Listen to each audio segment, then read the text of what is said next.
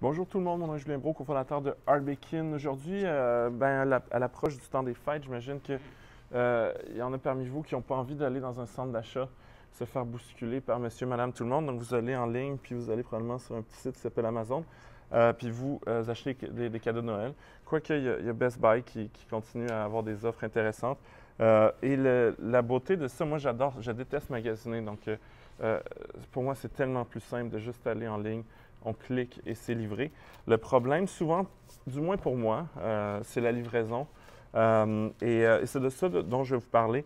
Le prétexte pour parler de ça, bien entendu, c'est FedEx qui a annoncé ses résultats trimestriels hier et ses profits en baisse de 40 donc ça ne va pas très bien pour FedEx. Et c'est intéressant parce que j'ai déjà justement parlé de ce sujet-là, de la livraison. Et la thèse était la suivante. Il y a des compagnies comme FedEx, UPS et compagnies dont le modèle d'affaires est basé sur la livraison de colis. Et il y a un shift qui se passe où les gens vont de moins en moins dans les centres d'achat, dans les commerces pour acheter.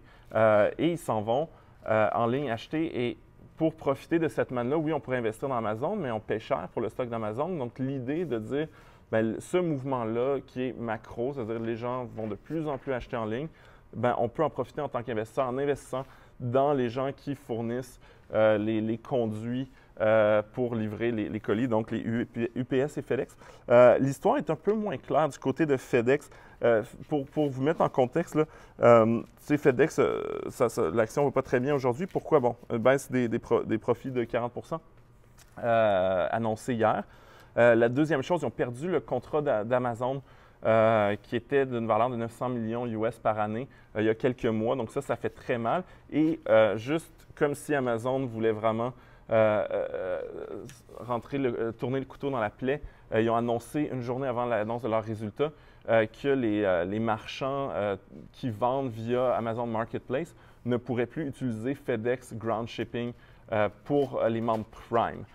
Donc, on dirait qu'on s'acharne moi, je ne savais pas toute l'histoire avec FedEx, mais essentiellement, ce que je lis dans le Wall Street Journal, c'est que FedEx y avait bâti, sont les plus rapides. Puis là, le service Ground, c'est le service le moins cher, mais le service, c'est une des seules compagnies qui peut faire du service moins de 24 heures partout dans le monde. Donc, ils ont bâti un réseau d'avions et un réseau pour faire de la livraison de colis entre entreprises. Donc, traditionnellement, FedEx, j'ai une entreprise ici, je veux des documents légaux ou un objet ou des pièces mécaniques. Je les livre rapidement via FedEx et je fais confiance au réseau. Et par contre, c'était très utile justement, c'était conçu pour ça notamment. Chez FedEx, on fait toujours signer un papier, on ne va pas laisser un colis qui est peut-être une pièce d'avion qui coûte 100 000 devant une porte. La réalité de monsieur, madame, tout le monde qui magasine pour Noël est très différente. Et c'est pour ça que FedEx a des problèmes. Là, c'est ça, on regarde les ratios coût-bénéfice, mais dans mesure où l'entreprise fait pratiquement plus d'argent, c'est très cher. Il faudrait plus voir les revenus. Tu sais, des fois, vous avez écouté d'autres vidéos, là, je parle beaucoup du ratio cours-vente. Dans une entreprise comme ça qui vient de perdre sa profitabilité du jour au lendemain, il y a peut-être des éléments exceptionnels. J'ai pas, et eux, ils disent que ça leur a coûté plus cher. Notamment parce qu'ils investissent justement à moderniser leur réseau. Donc, ça ne veut pas dire que l'entreprise va toujours faire ce niveau de profit-là, mais c'est quand même inquiétant. Donc, allons voir le ratio cours-vente qui est à 0,62. Donc, on paye 0,62 fois les ventes de l'entreprise. Et pour avoir une idée d'un ratio cours-vente, il faut vraiment le comparer. Donc, on va aller voir tout de suite sa grande rivale UPS. Qui, justement, a augmenté ses contrats auprès d'Amazon. Donc, ratio cours-bénéfice de 20. À ce niveau-là, au niveau du prix qu'on paye pour les bénéfices d'entreprise, c'est vraiment moins cher. Mais il faut regarder quand même les ventes là, pour avoir une idée. Donc, on paye quand même beaucoup plus cher. Donc, on paye 1,41 fois les ventes. Donc, FedEx, si on se dit que leur plan de modernisation va réussir, on paye quand même beaucoup moins cher qu'UPS, même si le ratio cours-bénéfice, c'est-à-dire combien on paye pour les bénéfices d'entreprise, est beaucoup moins cher du côté d'UPS. Mais c'est quand même, on se demande, à part servir Amazon, qui on va servir dans le marché de la livraison de colis. Amazon est en train d'absorber tout le marché du détail et Amazon investit massivement dans son propre réseau de distribution. Ce qui est intéressant, parce que là, je commande des trucs sur Amazon des fois, et en général, c'est Post Canada qui finit par livrer. Et ils me disent tout le temps qu'ils passent, ils ne laissent pas de livret. De livret. Ils disent: ah oui, on est passé, on a cogné, puis j'étais là, j'ai pas entendu cogner. Des fois, j'ai l'impression qu'ils ne trouvent pas l'adresse, ou je sais pas. En tout cas, à chaque fois que je travaille avec Post Canada, c'est l'enfer.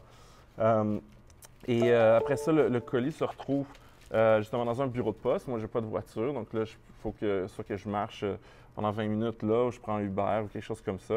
Et c'est tout le temps compliqué là, pour avoir les colis. À tel point que maintenant, il y a plein de choses que j'achèterais bien en ligne, mais j'aime autant les acheter parce que je perds beaucoup de temps. C'est plus facile à l'achat, mais je perds tellement de temps à aller récupérer mon colis que c'est plus simple de l'acheter en vrai. Et Amazon au Canada, tu sais, sous contrat avec une compagnie qui s'appelle Intelcom Express, je pense, qui est une propriété à 50% de Post Canada et qui, elle, justement, va laisser le colis devant la porte dans mon immeuble. Eux, en fait, ils ne se trompent pas. Je pense qu'ils prennent plus de risques, mais c'est la nature de ce business-là, de livrer des cadeaux de Noël. Il faut que tu livres. Et je pense qu'Amazon est prêt, en fait, à avoir des vols. Ça arrive. Et quand il y a des vols, ils renvoient un autre colis et ça fait partie du coût de faire de la business. Eux au moins, ils n'ont pas besoin d'acheter des buildings de milliards de dollars dans les centres-villes de partout dans le monde. Donc, ils perdent peut-être un peu plus en vol, puis probablement moins en vol, parce que si on regarde un magasin de grande surface, il y a plein de voleurs qui rentrent puis qui volent anyway. Donc, eux, ça les dérange moins. Et je vous avais promis dans la description de cette vidéo de vous parler d'entrée par réfraction.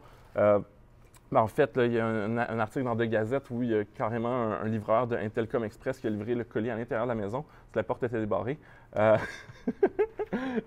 Son moment manquait de jugement et la personne était horrifiée. Elle a dit: j'ai pas pu dormir. C'est sorti dans le journal parce que le livreur a ouvert la porte, a laissé le truc sur la porte. Effectivement, c'est illégal. Je suis sûr que j'ai aucune idée de ce qui s'est passé après l'histoire, mais j'imagine que le gars a perdu sa job. Il n'est pas supposé d'entrer chez les gens qui ne sont pas là.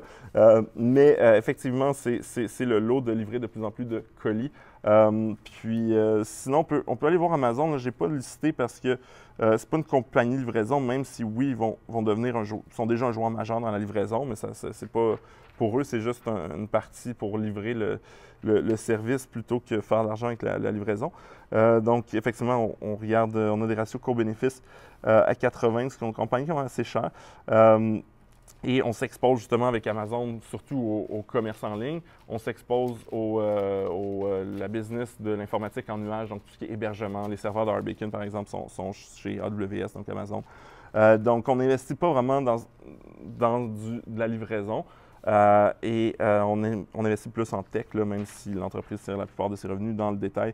Mais c'était juste une perspective intéressante de se dire, en fait, tu sais, en général, je vous donne des stocks où j'ai une idée, puis dans ces trois-là, il semble qu'UPS soit mieux positionné, mais honnêtement, si Amazon, là, UPS, ça va bien parce qu'Amazon lui donne plein de contrats. Si Amazon fait comme il a toujours fait, puis finit par, comme ils ont fait dans l'industrie du livre, puis finit par remplacer tout le monde pratiquement, il n'y aura plus de place pour UPS puis FedEx. Donc, cette vieille thèse-là de dire, hey, si vous voulez un investissement sûr à long terme, investissez dans le livreur de colis parce que les gens vont acheter de plus en plus en ligne. Peut-être pas vrai. Peut-être qu'il faut investir dans Amazon. Ensuite, il faut supporter la valorisation qui est élevée. Sur ça, je vous invite à aller sur arbekin.ca/offre. On a une super offre en ce moment avec Banque Nationale, courtage direct. Ça vient avec 20 transactions gratuites, 3 mois d'abonnement à notre application et plein d'avantages. Donc, je vous invite à aller voir ça. Et sinon, je vous invite bien entendu à télécharger Arbekin sur votre téléphone. Ça se connecte à vos comptes d'investissement, analyse votre portefeuille et vous aide à devenir un meilleur investisseur. Donc, sur ce, je vous souhaite de passer une bonne journée.